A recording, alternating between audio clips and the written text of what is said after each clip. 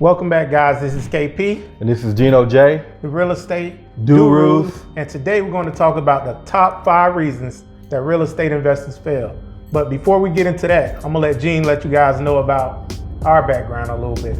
Well, guys, we're new to YouTube, but we're not new to real estate. I've been in real estate since 2007. I've been an agent at Keller Williams. I've been a broker. I've sold thousands of homes as an agent. Right now I'm a builder. I'm an investor. I flip hundreds and hundreds of homes. Kelly has renovated hundreds of homes. And I've built over 50 new construction homes.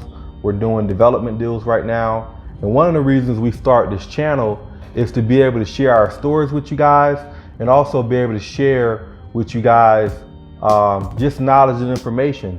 So if you're looking to get into real estate investing and do any type of investing on your own, we're hoping that we can inspire you guys, and we're hoping that we can share some of our knowledge with you so that you can go out and be successful in your real estate careers as well. So these are 5 things that we've came up with that we felt like were detrimental to us, that kind of hurt us. So we're just sharing our story with you guys. The number 5 reason why real estate investors fail is being over leveraged. A lot of times after you do a couple deals, you can tend to, get cocky or arrogant or greedy and want to buy more and more and more. And you can over leverage yourself. Sometimes that over leverage can be over leveraging your money. Sometimes it can be over leveraging just your time, because you get 4, 5, 6 properties, it can create a cash flow. And even if it doesn't create a cash flow issue, it can create other issues where you struggle and it takes you longer to finish the property. You run into just more problems. So don't over leverage yourself. Take your time, because there's plenty of deals out there, and focus on your systems and try to grow your systems before you expand too fast. So over leverage is my number 5 reason. My number 4 reason is the lack of scope of work and poor planning. And what I mean by that is, say for instance, you acquire a new home and you go in and start demoing, saying I want to take this wall out, take this wall out, and take this wall out, and you got subs or someone listening to you and they start to demo. First mistake, you need to have a scope of work. And that scope of work will provide you with a list of everything that you need to do to get to the finish line. And if you don't have that when you start the project, it's gonna be a long, bumpy road. So that's my number 4 reason, the lack of a scope of work and poor planning. Now coming in at number 3 is cutting corners. I see it all the time. When we first started out, we always tried to buy the cheapest material that we could in the house.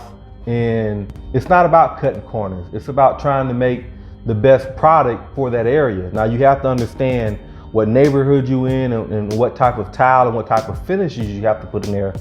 But you can't cut corners, and you can't cheap out on your material, because if you're in an area that calls for a certain level of finishes and you cut corners and you're taking a cheap route, that's going to reflect in your sales price.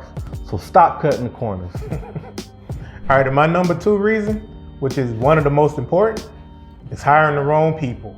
When I mean the wrong people, I mean everybody that you have working for you on this project, whether it's the subs, painters, tile guys, whatever.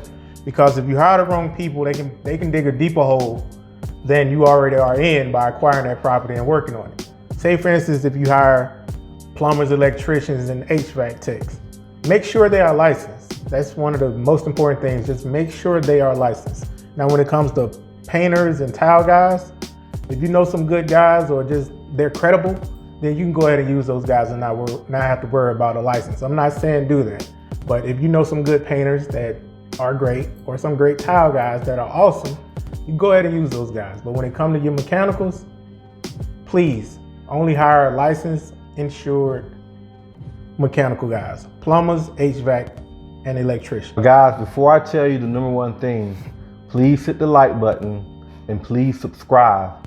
And also please leave comments and let us know what type of videos that you want us to teach. Like I mentioned before, we're new to YouTube. We want to put out content for you guys to learn. And we don't know what you don't know. So ask us any questions and we'll try to put together some content to help you guys in your real estate endeavors. So the number one reason people fail is poor budgeting. Like I see so many investors buy homes and they focus on the kitchen, the tile, all the things that look good, but they fail to look at what they're gonna do about the landscaping. The driveway got cracks in it. Some investors don't even replace the roof, and they don't budget for those things. So you have to be able to budget for those things. So when you look at a house, you know, getting a home inspection, going through that whole process, you have to write down and create a budget for everything, because it adds up at the end. Because you get to the finish line and everything looks nice. Now the roof stands out like a sore thumb. The driveway don't look real good, and you didn't account for those things up front in your budget. So budget all those things, because they make a big difference and they can make or break you selling the house. So those are our top 5 reasons. Guys, remember to hit the like button and subscribe, leave comments, leave feedback, and let us know what you want to learn next. Thanks, and until next time, this is Geno J. This is KP. The Real Estate Gurus.